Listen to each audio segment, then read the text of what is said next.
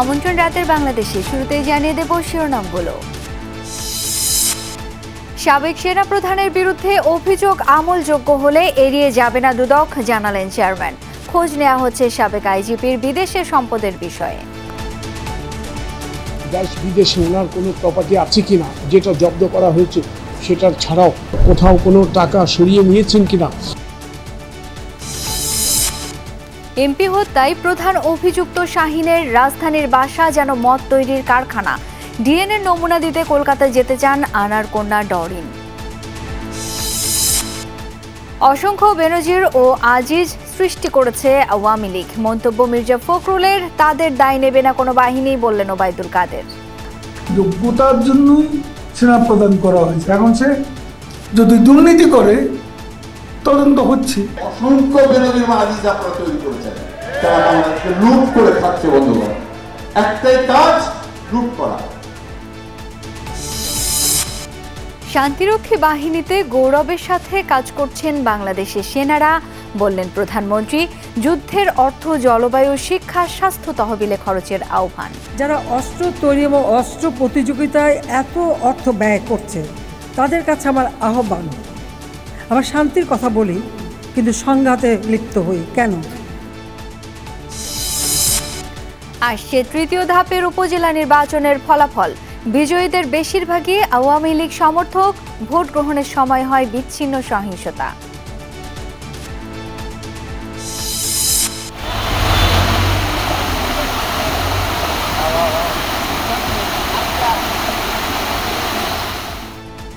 পাহাড়ি ঢল আর ভারী বৃষ্টিতে জলমগ্ন সিলেটের ৩ উপজেলা। বিপদসীমার উপরে ৫টি নদীর পানি। বন্যার শঙ্কায় প্রস্তুত রাখা হয়েছে আশ্রয় কেন্দ্র। এছাড়াও রাতের বাংলাদেশে থাকছে ঘূর্ণিঝড় রিমালে তছনছ, উপকূলে ঘুরে দাঁড়ানোর লড়াই। ধীরে ধীরে নামছে পানি। কাল পটুয়াখালী যাচ্ছেন প্রধানমন্ত্রী। ভালো একটা বেরিবাদ নাই, জোয়ার ওইলেই পানি তলাই যায়। সব নামিয়ে গেছে।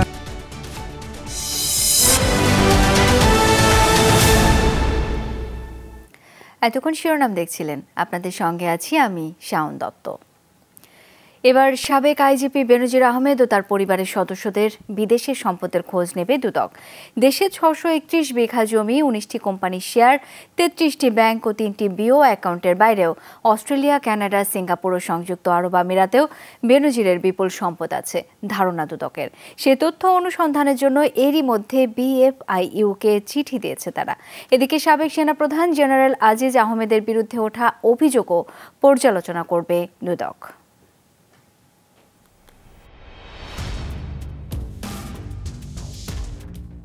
পুলিশের সাবেক মহাপরিদর্শক বেনজির আহমেদ ও তার স্ত্রী সন্তানের নামে বিদেশে কোনো সম্পদ আছে কিনা এবার সেই খোঁজে নেমেছে দুদক।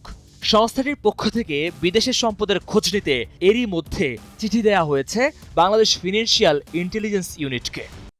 দেশ থেকে অর্থ পাচার ঠেকাতে সমন্বয়কের দায়িত্ব পালন করে বিএফআইইউ। সংস্থাটি এগমন্ট গ্রুপ নামের একটি ফোরামের সদস্য।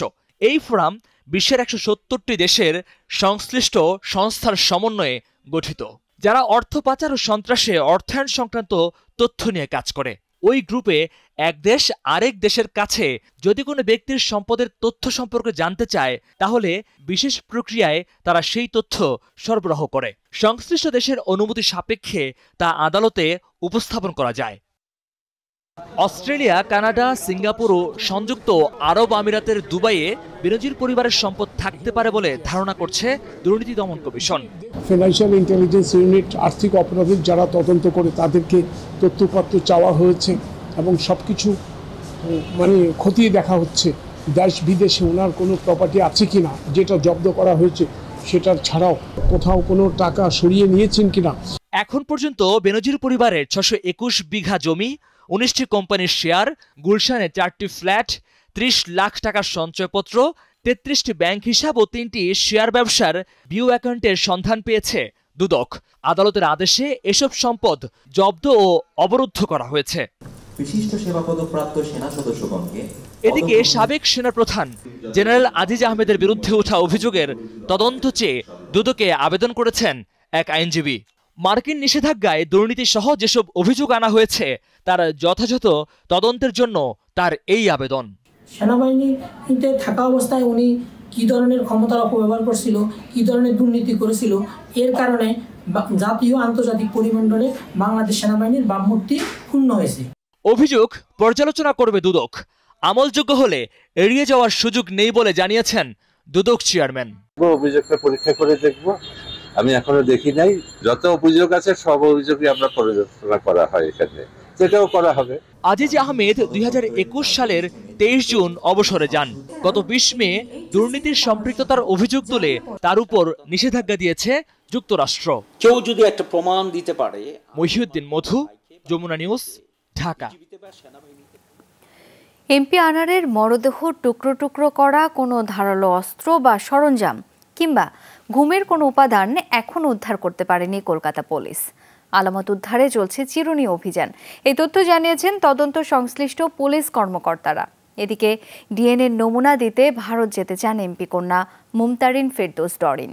এমপি হত্যার মূল পরিকল্পনাকারী শাহিনকে দেশে ফেরাতে পুলিশের পক্ষ থেকে সর্বোচ্চ চেষ্টা করার কথা জানিয়েছেন ডিএমপি কমিশনার হাবিবুর রহমান। মঙ্গলবার সঞ্জীবা গার্ডেনের সেপটিক ট্যাঙ্ক থেকে কয়েক কেজি মাংসের টুকরো উদ্ধার করে কলকাতা পুলিশ। উদ্ধার হওয়া মরদেহের খণ্ডিত অংশ এমপি আনারের কিনা তা নিশ্চিতে ল্যাবে পাঠানো হয়েছে। আর ডিএনএ পরীক্ষার জন্য এমপির মেয়ে মুমতারিন ফেরদৌস ডরিনকে কলকাতায় যেতে বলা হয়েছে বলে জানান ডিবি প্রধান হারুন অর রশিদ। ডরিন আমাকে রিং দিয়েছিল, তাকে আমি বলেছি যে সম্ভব হলে তুমি আসো। এদিকে ডিএনএ পরীক্ষার জন্য নমুনা দেওয়ার আগ্রহ প্রকাশ করে এমপি কন্যা সাংবাদিকদের জানান ভিসা পেলে দ্রুততম সময়েই কলকাতা যাবেন তিনি। আজকের মধ্যে আমি হয়তো এই পাসপোর্টটা হাতে পেয়ে যাব। পাওয়ার পরপরই যদি সময় থাকে তাহলে আজকেই আমি কলকাতার উদ্দেশ্যে রওনা দিব। যেটা আমরা নিউজে দেখছি যে মাংসের ব্যাপারটা দেখানো হচ্ছে, তো অবশ্যই ওটা ডিএনএ টেস্ট না হলে তো এটা আসলে আমরা সঠিক প্রমাণ হিসেবে তো মেনে নিতে পারবো না। এদিকে এমপি হত্যার মূল পরিকল্পনাকারী শাহিনকে দেশে ফেরাতে পুলিশের পক্ষ থেকে সর্বোচ্চ চেষ্টা করার কথা জানিয়েছেন ডিএমপি কমিশনার হাবিবুর রহমান। দুপুরে ডিএমপির হেডকোয়ার্টার্সে উপস্থিত সাংবাদিকদের তিনি বলেন, হত্যার মোটিভ কি তা এখনো নিশ্চিত হওয়া যায়নি। হত্যার মোটিভ কি এটি এখনো পর্যন্ত বাংলাদেশি পুলিশ কিংবা ইন্ডিয়ান পুলিশ কেউই উদ্ধার করতে পারেনি। এর মূল কারণ এটির যিনি ষড়যন্ত্রকারী, এটির যিনি পরিকল্পনাকারী, তিনি এখন দেশের বাইরে রয়েছেন, তাকে গ্রেপ্তার করা যায়নি বিধায় এটি এখনো কিছুই উদ্ধার করা যায়নি। তাকে গ্রেপ্তার করলেই কেবল এই হত্যার মোটিভ জানা সম্ভব হবে। এমপি আনারের মরদেহ টুকরো করতে ব্যবহৃত ধারালো অস্ত্র বা সরঞ্জাম এখনও উদ্ধার করতে পারেনি কলকাতা পুলিশ। আলামত উদ্ধারে চিরুনি অভিযান অব্যাহত আছে বলে জানিয়েছেন সংশ্লিষ্ট কর্মকর্তারা। রাব্বি সিদ্দিকী, যমুনা নিউজ, ঢাকা। এমপি হত্যার প্রধান পরিকল্পনাকারী আখতারুজ্জামান শাহিনের ঢাকার বাসায় মিলেছে মদের কারখানা। রাজধানীর ভাটারার একটি আবাসিক এলাকায় কোটি টাকার জমি কিনে সেখানে বানাচ্ছেন ভবন। নির্মাণাধীন ওই ভবনেই তৈরি হতো মদ। শাহিনের ব্যবসায়িক সহযোগীদের নিয়ে সেখানে রোজ বসত বর্ণিলা আসরও। এমপি হত্যার পর শাহিন বিদেশ পালিয়ে গেলে সেই মদের কারখানা সিলগালা করেছে গোয়েন্দা পুলিশ। মনিরুল ইসলামের রিপোর্ট। বাসা তো নয়, যেন মদের কারখানা। এই বাসাটি ঝিনাইদহের সংসদ সদস্য আনোয়ারুল আজিম আনার হত্যার অভিযুক্ত প্রধান পরিকল্পনাকারী আখতারুজ্জামান শাহিনের। ফ্ল্যাটে কয়েকটা সোফা, এর পরই মদের কারখানার জিনিসপত্র। এখানে সম্প্রতি অভিযানে গিয়ে চক্ষু চড়ক গাছ গোয়েন্দা পুলিশের। মদ তৈরির কাঁচামালে ঠাসা একটি কক্ষ, আরেকটি কক্ষে মদ বানানোর বিভিন্ন কেমিক্যাল। পাশের আরেকটি ঘরে সেগুলো বোতলজাত করার যন্ত্র। আছে বিদেশি মদের শত শত খালি বোতলও। শাহিনের এই মদের কারখানা চালাতো হাজি ম্যানেজার নামের এক ব্যক্তি। সেও এখন পলাতক। ভবনের দারোয়ান ও প্রত্যক্ষদর্শীরা জানান, এমপি আনার নিখোঁজের ঘটনায় আলোচিত নারী শিলাস্তি রহমান সহ অন্য নারীদের নিয়ে এখানে আসতেন শাহিন। রোজ রাতে বসতো আসর। নির্মাণাধীন বাড়িটির বাইরে থেকে কেউ বুঝবে না ভেতরে কি চলছে, কারণ দ্বিতীয় ও তৃতীয় তলার ভেতরের দিকে সাজানো হয়েছে দুটি কক্ষ। কয়জন ছিল তোমরা? ছিল তো অনেকেই স্যার, আমি তো নতুন আসছি, আমি তো জানি না। অনেকে বলতে ফ্লোর তো হয়েছে দুইটা ফ্লোরে থাকে, বাকি তো কাজ হচ্ছে। তারা আসতো, কাজ করতে। ভাটারা থানা এলাকায় এবং বাড়িধারার খুব কাছের আবাসিক এলাকার এই বাড়িটির জায়গাসহ মূল্য প্রায় 10 কোটি টাকা। সেখানে নির্মিত হচ্ছে 7 তলা ভবন। অভিযুক্ত আক্তারুজ্জামান শাহিন এই ভবনে থাকতেন না, থাকতেন গুলশানের ফ্ল্যাটে। গোয়েন্দা পুলিশ বলছে গুলশান ও ভাটারার এই দুই বাসায় বসেই পরিকল্পনা হয় এমপি আনার হত্যার। এই দুইটি বাসাতেই মানে অনেক দিন যাবতে প্রায় 2 মাসের মতো তারা প্ল্যান করেছে তাকে সরিয়ে দিবে। Monirul Islam, Jamuna news, Dhaka. It's pure elegance, pure beauty. BCL Ceramic. সারা দেশে অসংখ্য আজিজ ও বেনজির তৈরি করেছে আওয়ামী লীগ। তাদের কাজ হলো লুটপাট, পাচার আর শোষণ। এমন মন্তব্য করেছেন বিএনপি মহাসচিব মির্জা ফখরুল ইসলাম আলমগীর। দলের প্রতিষ্ঠাতার মৃত্যুবার্ষিকীর আলোচনায় বিএনপি নেতারা বলেন, রাজনীতির নামে দেশজুড়ে নৈরাজ্য সৃষ্টি করেছে ক্ষমতাসীনরা। তারা দাবি করেন 15 বছর ধরে ক্ষমতায় থেকেও মানুষের মন জয় করতে পারেনি আওয়ামী লীগ। এ কারণেই সুষ্ঠু নির্বাচন দিতে ভয় পায়। বিএনপির প্রতিষ্ঠাতা জিয়াউর রহমানের 43তম মৃত্যুবার্ষিকীর আলোচনায় দলের সিনিয়র নেতারা অংশ নেন। উপস্থিত ছিলেন সমমনা বরেণ্য ব্যক্তিরাও। জিয়াউর রহমানের কর্মময় জীবন নিয়ে আলোচনা করেন তারা।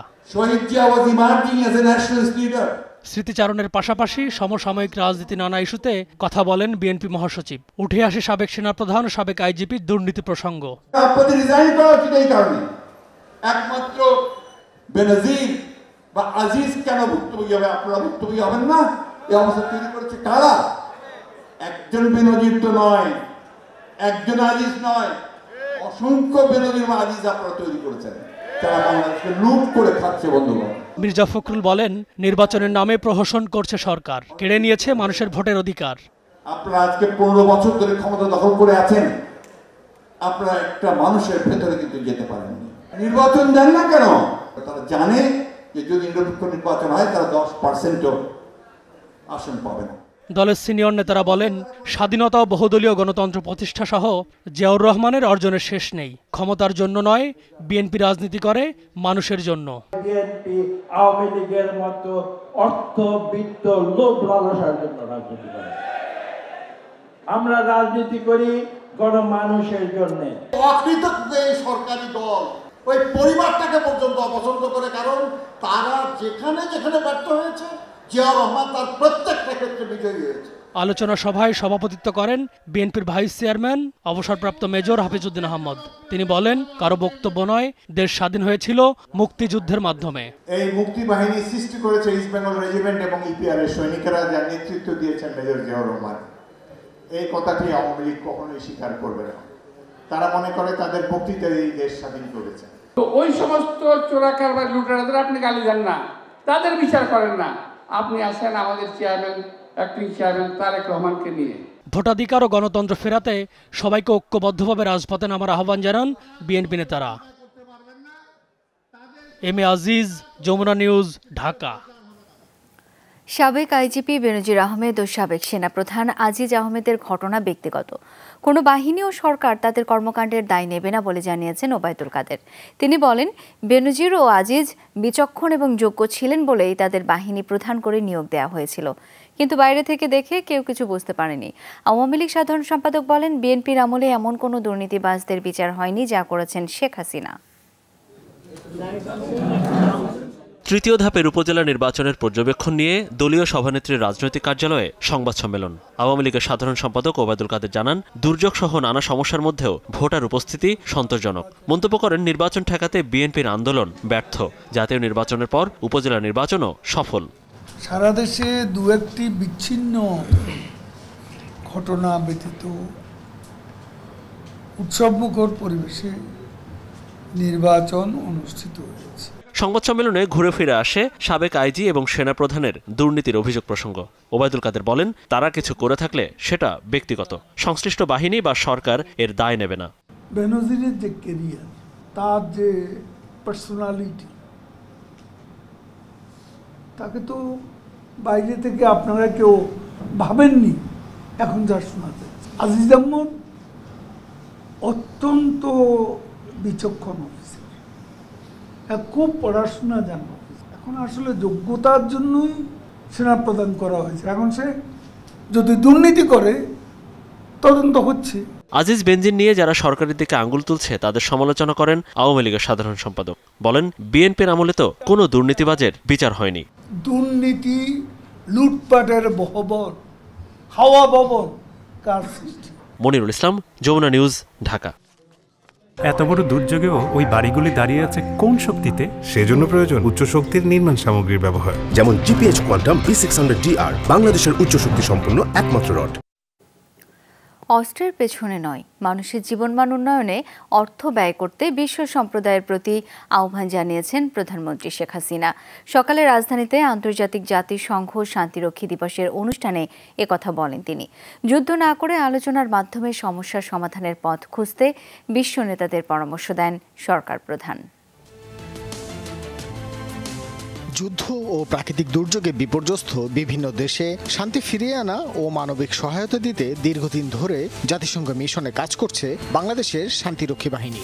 বর্তমানে 13টি দেশে বাংলাদেশের 6092 জন শান্তিরক্ষীর দায়িত্ব পালন করছেন। এখন পর্যন্ত বাংলাদেশের শান্তিরক্ষীরা 63টি জাতিসংঘ মিশন সফলতার সাথে শেষ করেছে। এই কার্যক্রমে শহীদ হয়েছেন বাংলাদেশের মোট 168 জন শান্তিরক্ষী। শান্তিরক্ষী বাহিনীর সদস্যদের অসামান্য এই অবদান স্মরণ করতে প্রতি বছর পালন করা হয় আন্তর্জাতিক জাতিসংঘ শান্তিরক্ষী দিবস। সকালে রাজধানীর বঙ্গবন্ধু আন্তর্জাতিক সম্মেলন কেন্দ্রে দিবসটির অনুষ্ঠানে যোগ দেন প্রধানমন্ত্রী শেখ হাসিনা। আয়োজনে শান্তিরক্ষী বাহিনীতে বাংলাদেশি সদস্যদের কার্যক্রম তুলে ধরেন সেনাপ্রধান। আমাদের শান্তিরক্ষীদের উন্নত নৈতিক মূল্যবোধ, নিরপেক্ষ মনোভাব, নিরপরাধ জনগণকে সুরক্ষা প্রদানে অগ্রণী ভূমিকা পালন ইত্যাদি পার্থক্য তৈরিকারী মানবিক গুণাবলী জাতিসংঘ পরিমণ্ডলে বিশেষভাবে প্রশংসিত। পরে প্রধানমন্ত্রীর হাত থেকে সম্মাননা গ্রহণ করেন চলতি বছর বিভিন্ন সময়ে আহত 3 জন শান্তিরক্ষী। বাংলাদেশের শান্তিরক্ষীরা প্রশংসার সাথে দায়িত্ব পালন করছে এমনটি উল্লেখ করে প্রধানমন্ত্রী বলেন, বিশ্বের শান্তি প্রতিষ্ঠায় বাংলাদেশ এখন রোল মডেল। বাংলাদেশের শান্তিরক্ষীগণ যাতে বিশ্বের সবচেয়ে চ্যালেঞ্জিং এবং বিপজ্জনক অঞ্চলসমূহে সৃষ্ট পরিস্থিতি মোকাবেলা করতে পারে সেজন্য তাদের সময়োপযোগী প্রশিক্ষণ দিয়ে প্রস্তুত রাখা হয়েছে।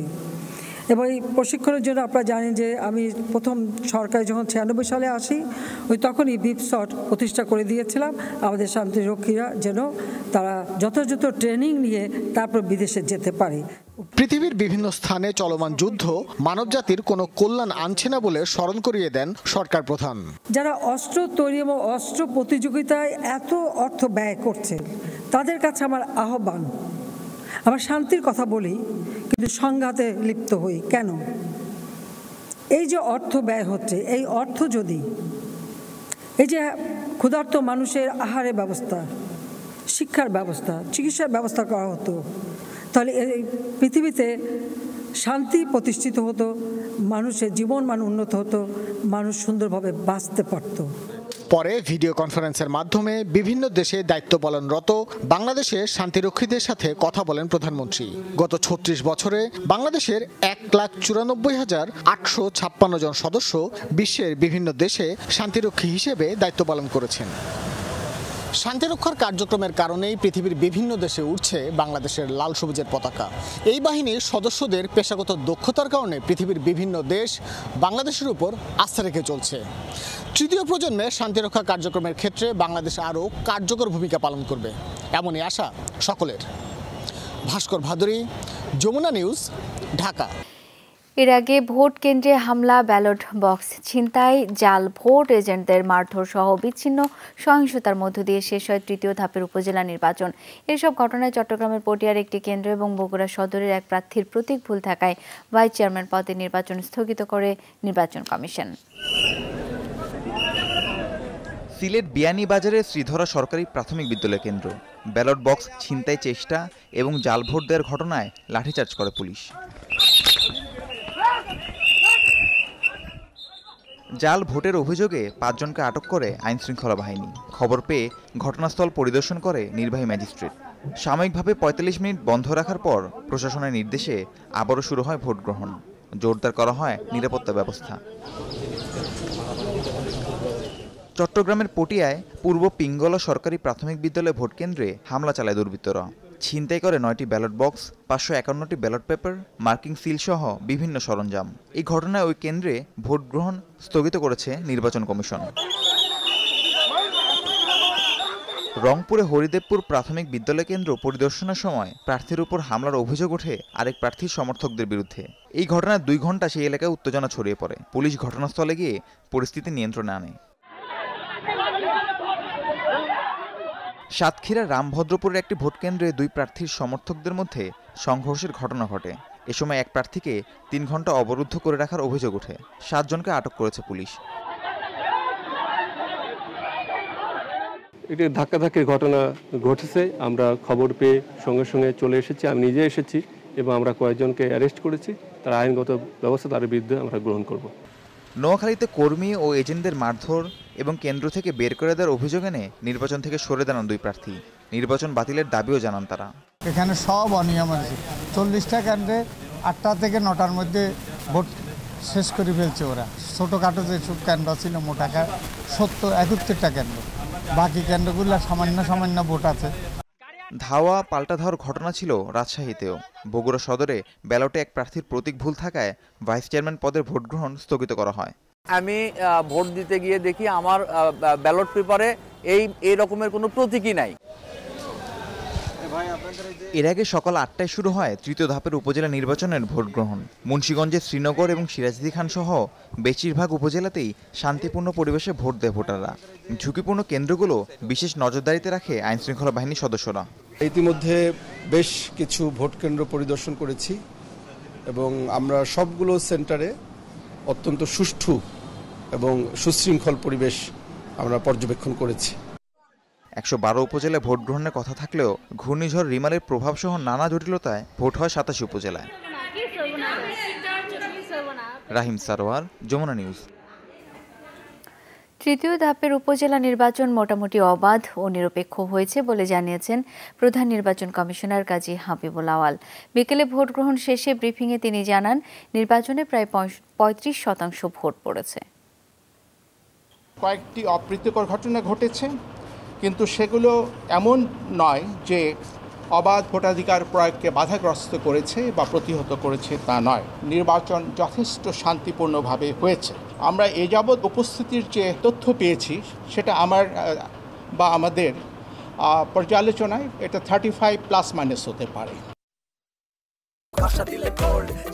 এই ঈদে কনকা হাইকোর নির্দিষ্ট পণ্য কিনে ঘষা দিন স্ক্র্যাচ কার্ডে, জিতুন গোল্ড জুয়েলারি আর আকর্ষণীয় সব নিশ্চিত উপহার। রাস্তায় ধাক্কা নিয়ে কথা কাটাকাটি, এরপর পথচারী বেশে কয়েকজন মিলে মারধর, এরপর ভুক্তভোগীর কাছ থেকে ডাকাতি করা হয় 70 লাখ টাকা। দিনে দুপুরে চাঞ্চল্যকর এই ডাকাতির ঘটনায় ডাকাত দলের সর্দার সহ 5 জনকে গ্রেপ্তার করেছে ঢাকা মহানগর গোয়েন্দা পুলিশের লালবাগ বিভাগ। উদ্ধার করা হয়েছে প্রায় 10 লাখ টাকা। ডিএমপির মিডিয়া সেন্টারে সংবাদ সম্মেলনে এসব তথ্য জানানো হয়। শুক্রবার ছুটির দিন, মানুষের চলাচল কম। রাজধানীর ইসলামপুর রোড সংলগ্ন গোল্ডেন টাওয়ারের সামনে দিয়ে ব্যাগে 70 লাখ টাকা নিয়ে যাচ্ছিলেন তাঁতিবাজারের একটি ব্যবসা প্রতিষ্ঠানের কর্মী মহিউদ্দিন। কিছু বুঝে ওঠার আগেই মহিউদ্দিনকে হঠাৎ ধাক্কা দেয় এক যুবক। উল্টো তাকেই প্রশ্ন করেন কেন ধাক্কা দেয়া হলো। মুহূর্তেই সেই যুবকের সাথে যোগ দেয় আরও 8 থেকে 10 জন। এ সময় মহিউদ্দিনের টাকা ভর্তি ব্যাগটি ছিনিয়ে নেওয়া হয়। ঘটনার 1 মাস পর ডিবির হাতে ধরা পড়ে সেই চক্রের 5 সদস্য। তারা ডাকাতি কাজে কিছু বাটন ফোন ব্যবহার করেছে এবং ডাকাতি কাজ সংগঠিত হওয়ার পরে কোনো মোবাইল বুড়িগঙ্গা এবং অন্যান্য নদীতে ফেলে দিয়ে তারা টেকনোলজিক্যালি সম্পূর্ণ ডিসকানেক্টেড থাকার চেষ্টা করেছে। সেই কারণেই ডাকাতদেরকে গ্রেফতার করা এবং বেশি পরিমাণের লুণ্ঠিত ডাকাতির টাকাগুলোকে উদ্ধার করতে আমাদের অনেক সময় লেগে গেছে। ডাকাত দলের সবাই নেশাগ্রস্ত এবং জুয়ারি বলেও জানান ডিবি কর্মকর্তা। দীর্ঘদিন ধরেই দিনে দুপুরে হুন্ডি এবং ইসলামপুরের ব্যবসায়ীদের টার্গেট করে ডাকাতি করে আসছিল চক্রটি। বিভিন্ন জেলা থেকে সমমনা কিছু ডাকাতদেরকে নিয়ে আসে। বাল্যাখুকন, সে তার নিজের বাড়ি আছে, তার ভাড়া করা বাড়িতে এদেরকে সপ্তাহান্তে এখানে রাখে। এদেরকে একত্রিত করে রেকি করে সুবিধাজনকভাবে এভাবে হুন্ডির ব্যবসায়ীদের টাকা ছিনতাইয়ের সাথে সাথে কখনো কখনো ভালো বৈধ ব্যবসায়ীদের টাকাগুলোকেও তারা ছিনতাই করে নিয়ে যায়। টাকা ভাগাভাগি করে চট্টগ্রাম, খুলনা সহ দেশের বিভিন্ন জায়গায় চলে যায় ডাকাত দলের সদস্যরা। সামনে যে ঈদুল আজহা আসতে যাচ্ছে, সেখানেও আরও অনেক লেনদেন হবে, সেক্ষেত্রেও ব্যবসায়ীরাও সতর্ক হবে এবং অন্য ডাকাতরাও ভয় পাবেন। আরিফুর রহমান সবুজ, যমুনা নিউজ, ঢাকা। জলবায়ু পরিবর্তনজনিত ঝুঁকি মোকাবেলা ও ক্ষুদ্র দ্বীপ দেশগুলোর উন্নয়নে আন্তর্জাতিক সহায়তার আহ্বান জানিয়েছেন পররাষ্ট্রমন্ত্রী ডক্টর হাসান মাহমুদ। দুপুরে ক্যারিবীয় দ্বীপরাষ্ট্র এন্টিগা অ্যান্ড বারবুডার রাজধানী সেন্ট জনসে জাতিসংঘ আয়োজিত ক্ষুদ্র দ্বীপ উন্নয়নশীল রাষ্ট্রের ৪র্থ সম্মেলনে বাংলাদেশের প্রতিনিধি হিসেবে যোগ দেন তিনি। মন্ত্রী বলেন, পরিবেশের জন্য ক্ষতিকর গ্রিনহাউস গ্যাস নির্গমন কমাতে উচ্চ কার্বন নিঃসরণকারী উন্নত অর্থনীতির দেশগুলোকে জবাবদিহিমূলক প্রতিশ্রুতির আওতায় আনতে হবে। জানান, সামুদ্রিক খাতে আঞ্চলিক সহযোগিতা এবং আন্তর্জাতিক সক্ষমতা বৃদ্ধিতে কাজ করতে বাংলাদেশ প্রতিশ্রুতিবদ্ধ।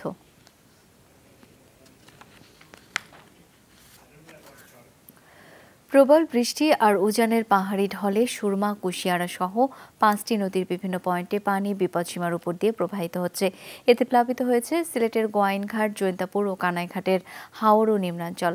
কানাইঘাটের সুরমা নদীর পানি বিপদসীমার 120 সেন্টিমিটার উপর দিয়ে প্রবাহিত হওয়ায় সদরে পানি ঢুকে পড়েছে। এদিকে শালটিকর গোয়াইনঘাট সড়কও পানিতে নিমজ্জিত হয়, বন্ধ রয়েছে যান চলাচল। জলবন্দী নিম্নাঞ্চলের মানুষ। উজানে বৃষ্টি অব্যাহত থাকলে পরিস্থিতি আরও অবনতির শঙ্কা স্থানীয় প্রশাসন। তবে এরই মধ্যে 112টি আশ্রয় কেন্দ্র প্রস্তুত রাখা হয়েছে। এছাড়াও আকস্মিক বন্যায় যেন মানুষ আশ্রয় কেন্দ্রে যেতে পারে, তাই প্রশাসনের পক্ষ থেকে নৌকার ব্যবস্থাও রয়েছে। এই অঞ্চলে প্রায় যে ধানি জমি রয়েছে, সেখানে আউশ চাষ করা হয়েছে এবং 73 হেক্টর জমি প্লাবিত হয়েছে। আর নিম্নাঞ্চল, হাওড়াঞ্চল মিলে প্রায় 215 বর্গ কিলোমিটার এলাকায় বর্তমানে পানি অবস্থান করছে। ক্ষতবিক্ষত উপকূলে চলছে পুনর্বাসনের যুদ্ধ। ঘূর্ণিঝড় রিমালের ক্ষয়ক্ষতি কাটিয়ে উঠতে বেঁচে থাকার নতুন লড়াইয়ে নেমেছেন দুর্গতরা। বেশিরভাগ পরিবারের দিন কাটছে শুকনো খাবার খেয়ে, তারপরও সাধ্যমতো চেষ্টা করছেন মাথা গোজার ঠাঁইটুকু সারিয়ে নেয়ার। ত্রাণের জন্য হাহাকার গোটা উপকূল জুড়ে। ভাঙা বেড়িবাঁধ দিয়ে পানি ঢুকছে লোকালয়ে। প্রতিনিধিদের পাঠানো তথ্য ও ছবিতে প্রতিবেদন। প্রবল ঘূর্ণিঝড়ের তাণ্ডব থেকে বাঁচতে আশ্রয় কেন্দ্রে গিয়েছিলেন পটুয়াখালীর কলাপাড়া আর রাঙ্গাবালী উপজেলার মানুষ। ফিরে এসে দেখলেন সব তছনছ। লণ্ডভণ্ড সাগর তীরবর্তী এই জনপদ। বিধ্বস্ত ঘরবাড়ি সারাই করার ব্যবস্থা হয়নি 2 দিনেও। তাই খোলা আকাশের নিচে দিন কাটছে দুর্গত মানুষের। ঘূর্ণিঝড় রিমালের আঘাতে ক্ষতবিক্ষত উপকূলে এখন পুনর্বাসনের যুদ্ধ। ঘরে ফেরা মানুষের ঘুরে দাঁড়ানোর নতুন লড়াই। বরগুনার সবকটি উপজেলা কমবেশি ক্ষতিগ্রস্ত। কাটেনি জলাবদ্ধতা, তাই বাঁধের উপর দিন কাটছে আশ্রিত মানুষের। বেড়িবাঁধ না থাকায় ব্যাপক ক্ষতি হয়েছে চরবাসীর। দেখা দিয়েছে খাবার ও বিশুদ্ধ পানির সংকট। ঘরে থাকার মতন কোনো পরিবেশ নেই। ঘরের ভিতরে কাদা, কোমর সমান পানি হয়েছে। বাড়ি ঘরে আমরা ঢুকতে পারি না এখনো, 2-3 দিন হয়ে গেছে। খাওয়া দাওয়া বন্ধ। এই বাল বাচ্চা কত কষ্ট করতে আছে, যারা না দেখছে এরা বুঝবে না। 3 থেকে 4,000 পরিবারের লোক আছে এখানে। যদি থাকতে পারি তো আমরা রাস্তাঘাট হইলে আমরা থাকতে পারবো। নোয়াখালীর সুবর্ণচর ও হাতিয়া উপজেলা সবচেয়ে বেশি ক্ষতিগ্রস্ত। মেঘনার দ্বীপ ও চরের অনেক জায়গা এখনও যোগাযোগ বিচ্ছিন্ন। দুর্গত এলাকায় চলছে ক্ষতিগ্রস্ত ঘরবাড়ি মেরামত। ত্রাণের অপেক্ষায় উপকূলবাসী। ঘরের হান্ডি পাতিল, ঘরের মালসামনা, তারপরে দিয়ে আমার সব গাছের ফল পাখা, তারপরে দিয়ে কিছু কিছু খাট পালং, এগুলো সব চলে গেছে। ঘরের চাল ডাল যত কিছু আছিল সব নিয়ে গেছে। ডাল মনে করেন যে কিছু বাঁচানো নেই, এই ধরনের নাই, সব নদী গেছে। স্বেচ্ছাশ্রমে কাজ করেও কয়রার ভাঙন কবলিত বেড়িবাঁধ আটকাতে পারেনি এলাকাবাসী। দশহালিয়ায় ঘূর্ণিঝড় রিমালে ক্ষতিগ্রস্ত বেড়িবাঁধটি দিনভর সংস্কারের চেষ্টা করে কয়েকটি গ্রামের মানুষ। কিন্তু জোয়ার আসার সাথে সাথে প্রচণ্ড পানির চাপে আবারও ভেঙে যায় সেটি। ক্ষতিগ্রস্ত বেড়িবাঁধগুলোর বিষয়ে অবগত করা হয়েছে প্রধানমন্ত্রীকে। আমাদের এই দুর্যোগ এলাকার বেড়িবাঁধগুলি বিশেষ জায়গায় নষ্ট হয়েছে, এটা মাননীয় প্রধানমন্ত্রী অবগত আছেন। খাগড়াছড়িতে চেঙ্গি নদীর পানি কমেছে। উপদ্রুত এলাকায় মানুষ ফিরছে ঘরে। ধীরে ধীরে স্বাভাবিক হচ্ছে বিদ্যুৎ সরবরাহ ও মোবাইল নেটওয়ার্ক ব্যবস্থা। সার্বিক ক্ষয়ক্ষতি নিরূপণ করছে ত্রাণ ও পুনর্বাসন দপ্তর। আমিন বাবু, যমুনা নিউজ।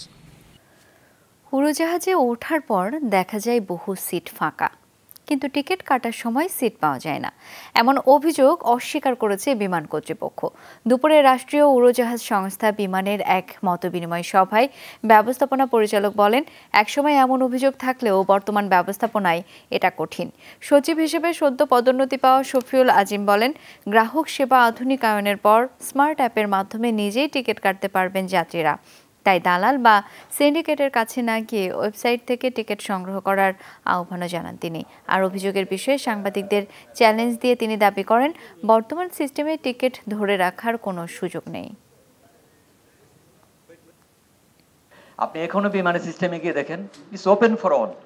আমাদের উপর অনেক দিক থেকে এরকম আবদার ছিল, আমরা কোনো আবদারকে আমরা প্রশ্রয় দিই নাই।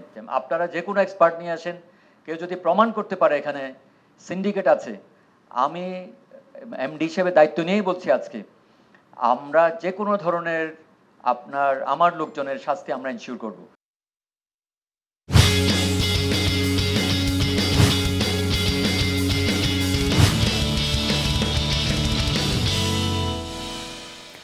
অধিনায়ক হওয়ায় দায়িত্ব বেড়ে গেছে এমনটা না ভেবে উপভোগ করতে চান প্রতিটি মুহূর্ত, বলছেন বাংলাদেশ অধিনায়ক নাজমুল শান্ত।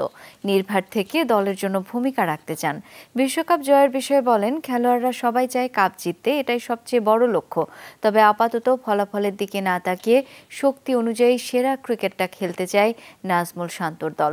পাশাপাশি দলের খারাপ সময়ে ক্রিকেটারদের পাশে থাকার জন্য সমর্থক ও সংবাদ মাধ্যমের প্রতি আহ্বান জানান টাইগার অধিনায়ক। আমার মনে হয় প্রত্যেকটা ক্রিকেটারের এরকম ড্রিম থাকে যে প্রথমে দেশের হয়ে প্রতিনিধিত্ব করা, অবশ্যই। তারপরে যদি আবার এটা ওয়ার্ল্ড কাপের মতো একটা আসরে এই ধরনের অপরচুনিটি আসে, তাহলে তো ওই প্লেয়ারের জন্য অনেক গর্বের একটা ব্যাপার এবং অনেক এক্সাইটিং একটা মুহূর্ত আমার কাছে মনে হয়। খুব বেশি ক্যাপ্টেন হওয়া নিয়ে যে অনেক বেশি দায়িত্ব বেড়ে গেছে, জিনিসটা এভাবেও চিন্তা করতে চায় না। প্রত্যেকটা সময় এনজয় করতে চাই এবং প্রত্যেকটা দিন টিমকে যেন কিছু একটা দিতে পারি, এটাই মূল লক্ষ্য থাকবে। স্মুথ শেভিং এর জন্য শুধুমাত্র কুল, নাথিং এলস। ভারতের ইতিহাসে সর্বোচ্চ তাপমাত্রা রেকর্ড করা হলো দিল্লিতে। বুধবার রাজধানীতে তাপমাত্রা 52.3 ডিগ্রি রেকর্ড করা হয়। ভারতের আবহাওয়া অধিদপ্তর জানিয়েছে, দিল্লিতে ভয়াবহ মাত্রার দাবদাহ চলছে। তথ্য অনুযায়ী নয়াদিল্লির শহরতলি মঙ্গেশপুর এলাকায় বুধবার বিকেলে সর্বোচ্চ তাপমাত্রার এই রেকর্ড হয়। এর আগে রাজস্থানের মরুভূমিতে সর্বোচ্চ তাপমাত্রা ছিল 51 ডিগ্রি সেলসিয়াসের বেশি। সোমবারও মঙ্গেশপুরে তাপমাত্রা সর্বোচ্চ 48.8 ডিগ্রি সেলসিয়াস পর্যন্ত ওঠে। এই অবস্থায় বাসিন্দাদের সতর্ক থাকার পরামর্শ দেওয়া হয়েছে। খুব প্রয়োজন না হলে ঘরের বাইরে বের না হতে নিষেধ করা হয়েছে। এই ছিল রাতের বাংলাদেশের আয়োজনে। এতক্ষণ আমাদের সাথে থাকার জন্য সবাইকে অসংখ্য ধন্যবাদ। শুভরাত্রি।